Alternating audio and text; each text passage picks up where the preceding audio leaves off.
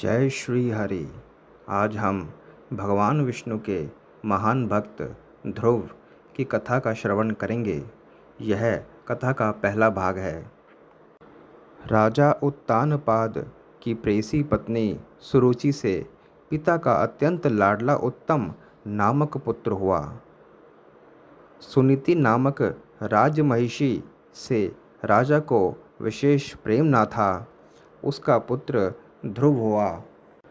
एक दिन राज सिंहासन पर बैठे हुए पिता की गोद में अपने भाई उत्तम को बैठा देख ध्रुव की इच्छा भी गोद में बैठने की हुई, किंतु राजा ने अपनी प्रेयसी सुरुचि के सामने गोद में चढ़ने के लिए उत्कंठित होकर प्रेमवश आए हुए उस पुत्र का आदर नहीं किया।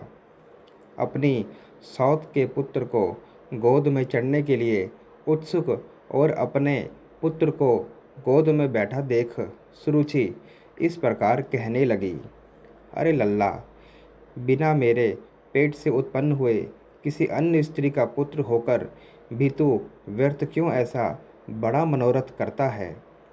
तू अविवेकी है, इसलिए ऐसी अलभ्य उत्तमोत्तम वस्तु की इच्छा करता है। यह ठीक है कि तू भी इन्हीं राजा का पुत्र है, तथापि मैंने तो तुझे अपने गर्भ में धारण नहीं किया। समस्त चक्रवर्ती राजाओं का आश्रय रूप यह राज सिंहासन तो मेरे ही पुत्र के योग्य है।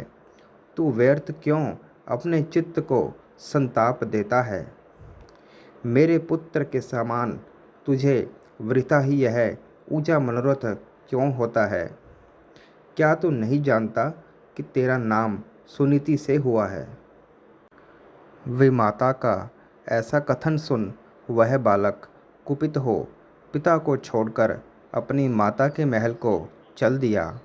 जिसके ओष्ठ कुछ कुछ काँप रहे थे, ऐसे अपने पुत्र को क्रोधयुक्त देख सुनीति ने उसे गोद में बिठाकर पूछा, बेटा, तेरे क्रोध का क्या कारण है। तेरा किसने आदर नहीं किया। तेरा अपराध करके कौन तेरे पिता का अपमान करने चला है। ऐसा पूछने पर ध्रुव ने अपनी माता से वे सब बातें कह दी जो अति गर्वीली सुरुचि ने उससे पिता के सामने कही थी।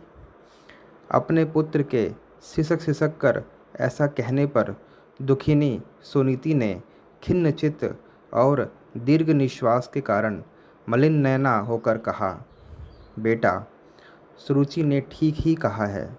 अवश्य ही तू मंद भाग्य है। हे वत्स, पुण्यवानों से उनके विपक्षी ऐसा नहीं कह सकते। बच्चा, तू व्याकुल मत हो, क्योंकि तूने पूर्व जन्मों में जो कुछ किया है उसे दूर कौन कर सकता है, और जो नहीं किया वह तुझे दे भी कौन सकता है। इसलिए तुझे उसके वाक्यों से खेद नहीं करना चाहिए। हे वत्स, जिसका पुण्य होता है उसी को राजासन, उत्तम उत्तम घोड़े और हाथी आदि मिलते हैं। ऐसा जानकर तू शांत हो जा। अन्य जन्मों में किए हुए पुण्य कर्मों के कारण ही सुरुचि में राजा की सुरुचि है, और पुण्यहीना होने से ही मुझ जैसी स्त्री केवल भार्या भरण करने योग्य ही कही जाती है। उसी प्रकार उसका पुत्र उत्तम भी बड़ा पुण्यपुंज संपन्न है, और मेरा पुत्र तो ध्रुव मेरे समान ही अल्प पुण्यवान है।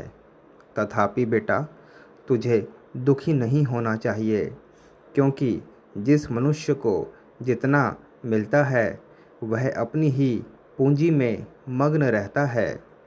और यदि सुरुचि के वाक्यों से तुझे अत्यंत दुखी हुआ है तो सर्व फलदायक पुण्य के संग्रह करने का प्रयत्न कर। तू सुशील, पुण्यात्मा, प्रेमी और समस्त प्राणियों का हितैषी बन, क्योंकि जैसे नीची भूमि की ओर ढलकता हुआ जल अपने आप ही पात्र में आ जाता है, वैसे ही सत्पात्र मनुष्य के पास स्वतः ही समस्त संपत्तियां आ जाती हैं। भक्त ध्रुव की कथा का पहला भाग संपन्न हुआ। जय श्री हरि।